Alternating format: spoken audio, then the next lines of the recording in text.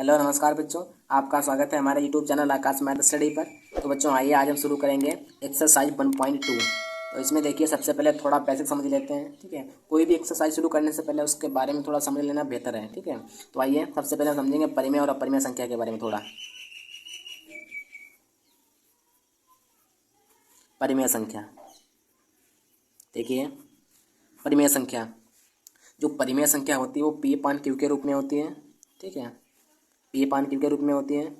और जहाँ जो क्यू है, क्यू का मान जीरो कभी भी नहीं होता है। ठीक है, और पी और क्यू, पी व क्यू पूर्णांक होते हैं।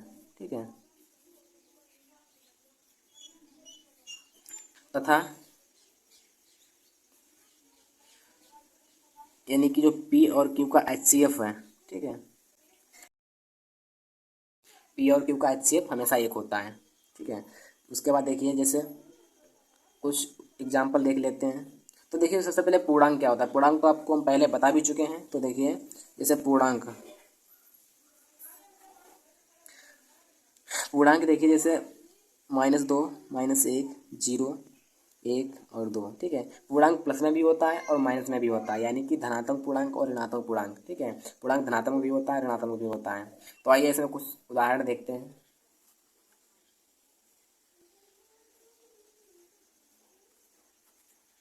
ठीक है, परिमेय संख्या के उदाहरण जैसे 2/3। इसमें देखिए जो 2/3 है ये हमारा पी अपान क्यू के रूप में है। यहाँ पर देखिए पी जो 2 है वो अंश है। ठीक है, और 3 है वो क्या है, हर। ठीक है, अगर इन दोनों का अगर एचसीएफ निकालोगे तो एक आएगा। ठीक है, दोनों ही पूर्णांक हैं। जैसे 2 देखो पूर्णांक है, ठीक, 3 भी पूर्णांक है, दोनों ही पूर्णांक हैं। और जो क्यू का मान है वो जीरो भी नहीं है। देखिए क्यू का मान 3 है। इसी तरह और लिखते हैं 7/3 ये हो गया। उसके बाद में जैसे जीरो, एक संख्या होती है जीरो। अब जीरो में क्या होता है, जीरो भी एक परिमेय संख्या है। ठीक है, क्योंकि जीरो को हम लिख सकते हैं 0/1। ठीक है, तो यहाँ पे जो जीरो है वो तो अंश है और वन जो है वो हर हो गया। ठीक है, यानी जो जीरो पी का मान है और वन है वो क्यू का मान है। और देखिए एग्जाम्पल है जैसे 1.3333। ठीक, इस तरह से। इसमें देखिए इसका जो दशमलव प्रसार है, ठीक है, दशमलव प्रसार, इसका दशमलव प्रसार अशांत है।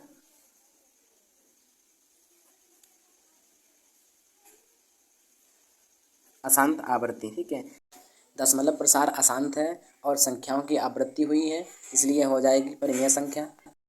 ठीक है, जहाँ पर दशमलव प्रसार अशांत होता है और आवृत्ति, तो वहाँ पर होती है परिमेय संख्या। तो ये हो जाएगी परिमेय परिमेय संख्या। और देखिए जैसे 2.23। अब देखिए इसका जो दशमलव प्रसार है, यहाँ पे दशमलव कर लो। ठीक है, दशमलव, इसका जो दशमलव प्रसार है वो शांत है।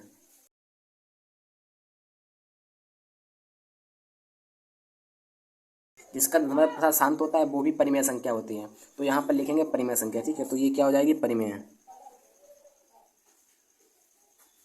ठीक है, अब देखिए एक होता है पाई। पाई क्या होता है, पाई हमेशा अपरिमेय होता है। ठीक है, पाई क्या होता है, अपरिमेय। अब जो पाई का मान होता है 22/7। ठीक है, 22/7 तो परिमेय होता है। तो देखिए जो 22/7 है ये पाई का मतलब लगभग में मान लिया गया है। ठीक है, 22/7 परिमेय है। ठीक है, 22/7 जो है ये परिमेय है। ठीक है, क्योंकि ये लगभग में पाई का मान है, जो पाई की एग्जैक्ट वैल्यू है वो अपरिमेय ही होगी। तो ये समझ में आ गया होगा। अब देखिए थोड़ा अपरिमेय के बारे में। जैसे अपरिमेय संख्या, अपरिमेय में क्या होता है, जैसे कोई भी संख्या, अगर जैसे कोई अभाज्य संख्या है। ठीक है, अगर कोई अभाज्य संख्या रूट के अंदर दी गई है तो वो हमेशा क्या होगी, अपरिमेय। ठीक है, अपरिमेय होगी। एग्जाम्पल देख लीजिए जैसे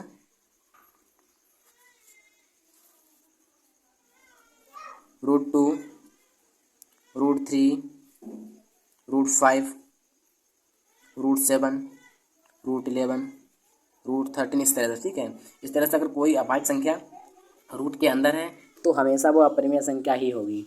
और जैसे अगर कोई संख्या का जो दशमलव प्रसार है अशांत अनावर्ती होता है तो वो अपरिमेय संख्या होती है। जैसे देख लीजिए 1.01, ठीक है, 001, 0001, ठीक है, 00001। इस तरह से इसमें देखिए क्या है, इसका जो दशमलव प्रसार है दशमलव प्रसार अशांत अनावर्ती है, तो ये जो संख्या ये क्या हो जाएगी, अपरिमेय संख्या।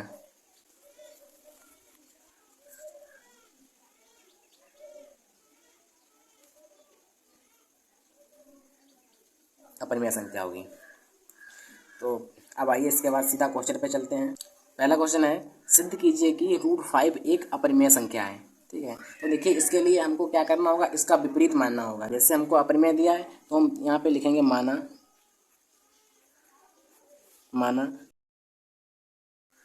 √5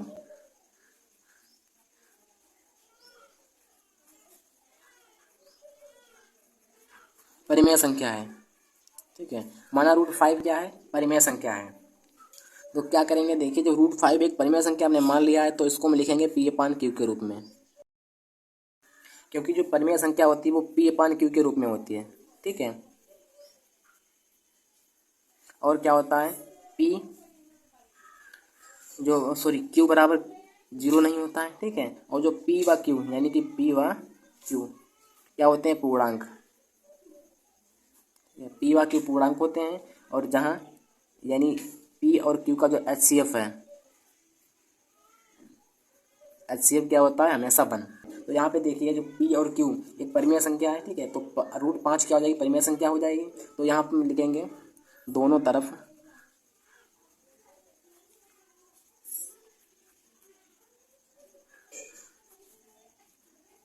वर्ग करने पर, ठीक है। इधर वर्ग करेंगे तो इधर हो जाएगा √5² इक्वल P/Q², ठीक है। तो यहाँ देखिए इसका जब वर्ग करेंगे तो यहाँ पर आ जाएगा 5, ठीक है। और यहाँ पर हो जाएगा P²/Q²। अब देखिए 5 के नीचे हम मान लेते हैं 1, तो यहाँ पर क्या करेंगे, 1 का गुणा करेंगे P में, यहाँ पर हो जाएगा P² बराबर 5Q²। अब यहाँ पर देखिए इसको हम बना लेंगे समीकरण 1, ठीक है। अब यहाँ पे जो Q का जो 5 है वो Q का एक गुणज है, ठीक है। इसलिए जो 5 है P² को विभाजित करेगा। तो यहाँ पे लिखेंगे P² 5 से विभाजित है। और देखिए जब P² 5 से विभाजित है तो P भी 5 से विभाजित होगा, ठीक है। तो यहाँ पे लिखेंगे P भी 5 से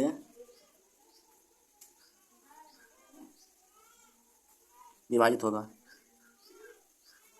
ठीक है। क्या होगा, देखिए जैसे कोई अगर जैसे मान लीजिए इधर 5² है, इसको हम क्या लिखेंगे 25। जब 25 को हम 5 से डिवाइड कर सकते हैं, ठीक है, तो फिर 5 को क्यों नहीं कर सकते, 5 को भी 5 से डिवाइड करेंगे, ठीक है। तो यहाँ पर वही किया गया है, जब P² को 5 से डिवाइड किया जा सकता है तो P को भी किया जा सकता है, ठीक है। तो यहाँ पे देखिए उसके बाद लिखेंगे पुनः माना P बराबर 5K, ठीक है। माना हमने P बराबर 5K। अब देखिए पुनः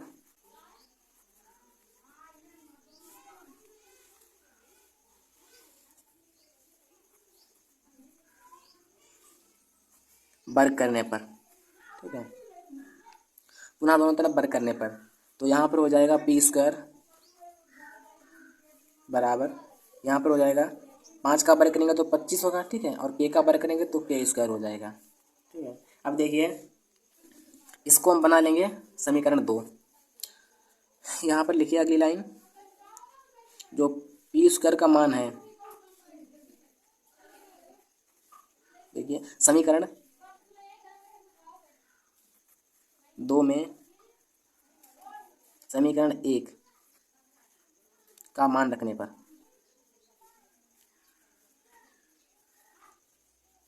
ठीक है। तो पी स्क्वायर बराबर 5q² दिया गया, तो पी स्क्वायर की जगह पे इसका मान रख देंगे, तो यहाँ पर हो जाएगा 5q² बराबर 25k², ठीक है। अब देखिए यहाँ पर क्या दिया गया, 5 से ये कैंसिल हो जाएगा, 5 पंचे 25, तो यहाँ पे हो जाएगा 5, तो यहाँ पर हो जाएगा q² बराबर 5k²,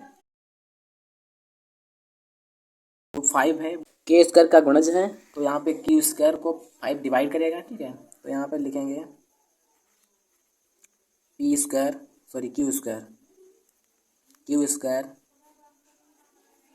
5 से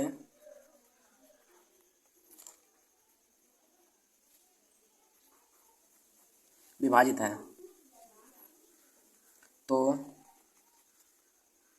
q भी 5 से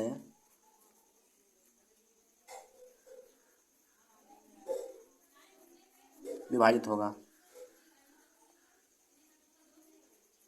ठीक है। जो q² है 5 से विभाजित है, तो q भी 5 से विभाजित होगा, ठीक है। तो देखिए जब p और q यानी कि p व q दोनों 5 से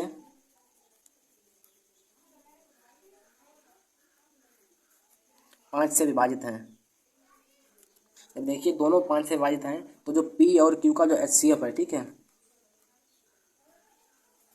HCF यानी कि जो p और q का HCF है वो कितना आएगा, 5, ठीक है। जब p और q का HCF 5 आएगा तो ये क्या हो जाएगी, अपरिमेय संख्या, ठीक है। देखिए यहाँ पर क्या दिया गया है, यानी कि कहा गया है जो परिमेय संख्या होती है उसमें जो p और q का HCF 1 होता है, ठीक है, तो वो परिमेय संख्या होती है।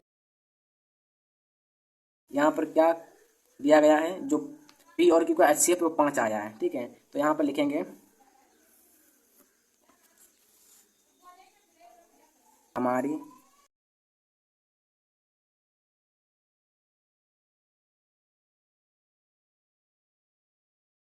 अवधारणा गलत है, क्योंकि जो √5 है, ठीक है, √5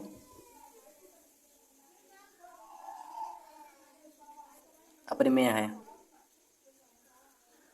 क्योंकि √5 का अपरिमेय संख्या है। इसे हम p/q के रूप में नहीं लिख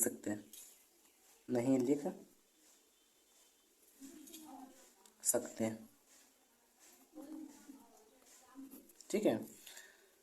तो आइए अगले क्वेश्चन की ओर बढ़ते हैं। सिद्ध कीजिए कि 3 + 2√5 एक अपरिमेय संख्या है, ठीक है। तो इसका भी वही करेंगे, विपरीत मान लेंगे, ठीक है। माना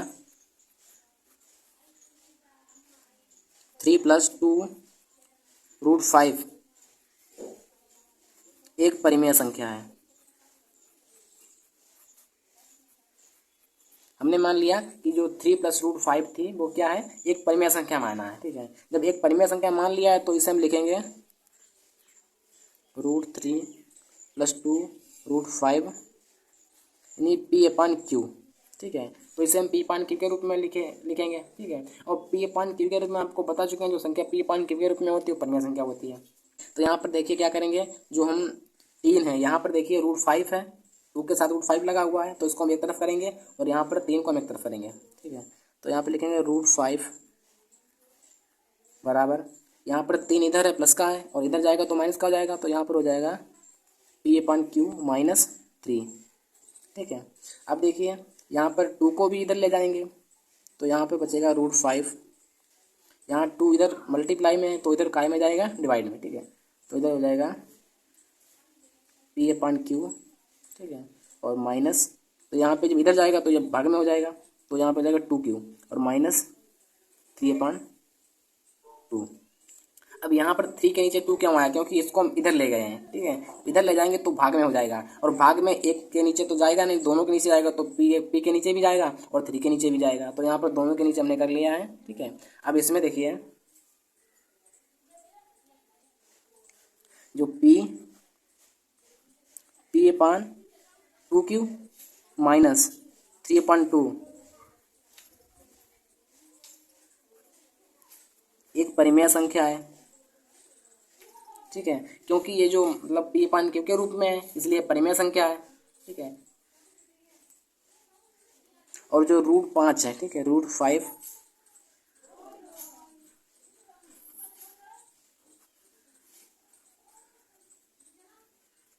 अपरिमेय संख्या है। और अपरिमेय संख्या क्यों है, क्योंकि हमने बताया आपको जो संख्या रूट के अंदर कोई अगर अभाज्य संख्या आती है तो वो हमेशा अपरिमेय संख्या होती है। तो जो √5 है वो एक अपरिमेय संख्या हो जाएगी, ठीक है।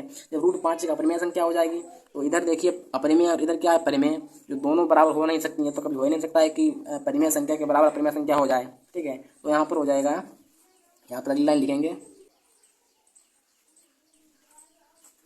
हमारी अवधारणा गलत है, अर्थात 3 + √5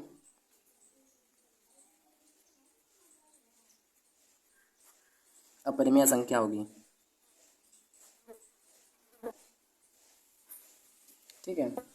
यहाँ पर देखिए जब कोई अपरिमेय संख्या है उसका गुणा जब परिमेय संख्या में होता है, ठीक है। यहाँ पर देखिए √5 क्या है, एक अपरिमेय संख्या है, और यहाँ पर जब इसका गुणा सिर्फ 2 में हुआ है, ठीक है, इसका गुणा 2 में हुआ है, 2 क्या थी, एक परिमेय संख्या। जब √5 का यानी कि एक अपरिमेय संख्या गुणा एक परिमेय संख्या में होता है तो वो संख्या क्या होती है, अपरिमेय संख्या हो जाती है, ठीक है। तो यहाँ पर देखिए जो √5 था ये एक अपरिमेय संख्या है, इसका गुणा जब 2 में हुआ तो ये भी एक अपरिमेय संख्या हो जाएगी, ठीक है। तो ये पूरी क्या हो जाएगी, एक अपरिमेय संख्या। अब देखिए क्वेश्चन नंबर 3, सिद्ध कीजिए कि निम्नलिखित संख्याएं अपरिमेय हैं। तो इसमें पहला क्वेश्चन है 1/√2। इसमें देखिए हम मान लेंगे, माना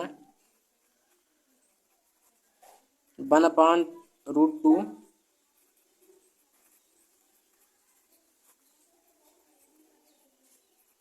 परिमेय संख्या है, ठीक है।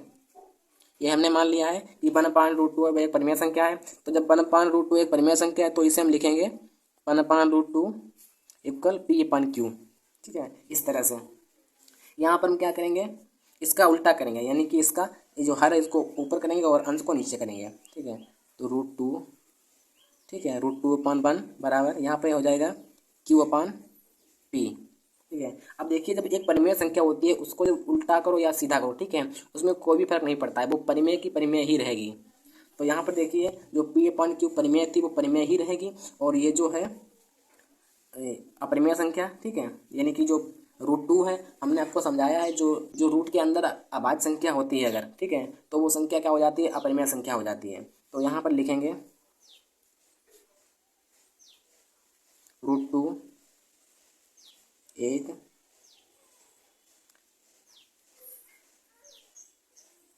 अपरिमेय संख्या है, ठीक है, और जो P/Q है वो एक परिमेय संख्या है। तो अगर परिमेय संख्या अपरिमेय संख्या के बराबर होती है ऐसा तो हो नहीं सकता है, ठीक है। तो यहाँ पर √2 क्या हो जाएगी, एक अपरिमेय संख्या हो जाएगी। तो यहाँ पे लिखेंगे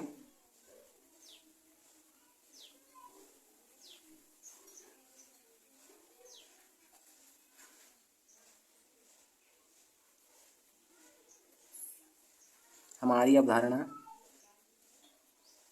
गलत है, ठीक है, अतः जो 1/√2 है, ठीक है, वो क्या हो जाएगी,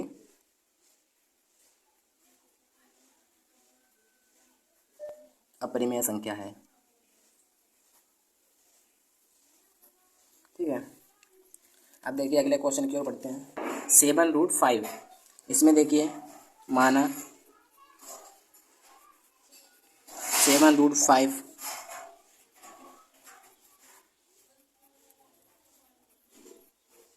एक परिमेय संख्या है, ठीक है। जब 7√5 को हमने एक परिमेय संख्या मान लिया है तो इसे हम लिखेंगे 7√5 इक्वल पी अपान क्यू, क्योंकि पी अपान क्यू एक परिमेय संख्या होती है। ठीक है, उसके बाद यहाँ पर देखिए 7 को हम लाएंगे इधर, तो यहाँ पे हो जाएगा √5 इक्वल, इधर मल्टीप्लाई में, इधर काय में जाएगा, डिवाइड में। ठीक है, तो यहाँ पे हो जाएगा पी अपान 7 क्यू। ठीक है, अब देखिए यहाँ पे जो पी अपान 7 क्यू है, पी अपान 7 क्यू पी अपान क्यू के रूप में है। ठीक है, तो ये हो जाएगी परिमेय संख्या। और √5 हमने बताया आपको, अगर रूट के अंदर कोई अभाज्य संख्या होती है तो वो हमेशा अपरिमेय संख्या होती है, तो ये हो जाएगी अपरिमेय। ठीक है, इधर क्या है, अपरिमेय, और इधर क्या है, परिमेय। तो अपरिमेय और परिमेय दोनों बराबर नहीं हो सकती हैं, तो यहाँ पर लिखेंगे √5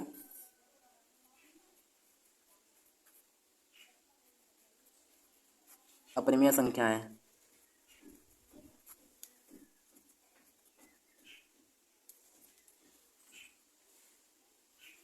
अगली लाइन लिखेंगे, हमारी अवधारणा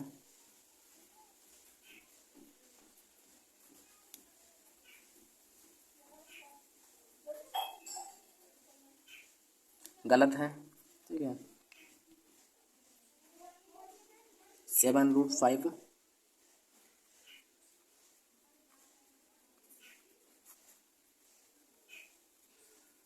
अपरिमेय संख्या होगी, क्योंकि 7 परिमेय है, लेकिन परिमेय संख्या में एक अपरिमेय संख्या का गुणा हुआ है। ठीक है, जब एक परिमेय संख्या में, हमने बताया आपको, एक अपरिमेय संख्या का गुणा होता है तो वो संख्या क्या हो जाती है, परिमेय संख्या हो जाती है। ठीक है, अगला क्वेश्चन है 6 + √2। इसमें वही करेंगे, माना 6 + √2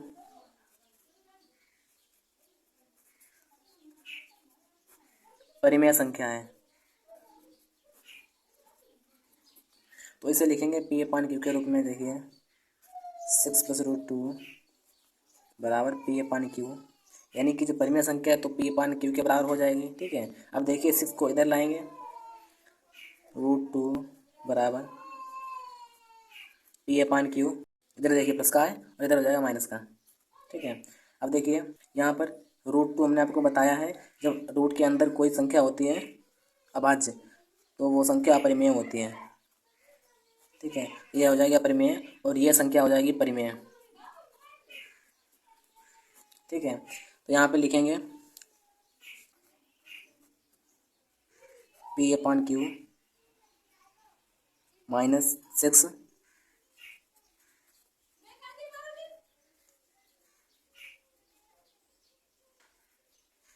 परिमेय संख्या है।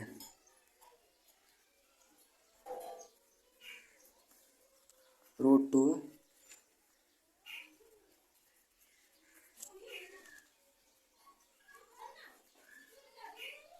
अपरिमेय है, तो देखिए 6 + √2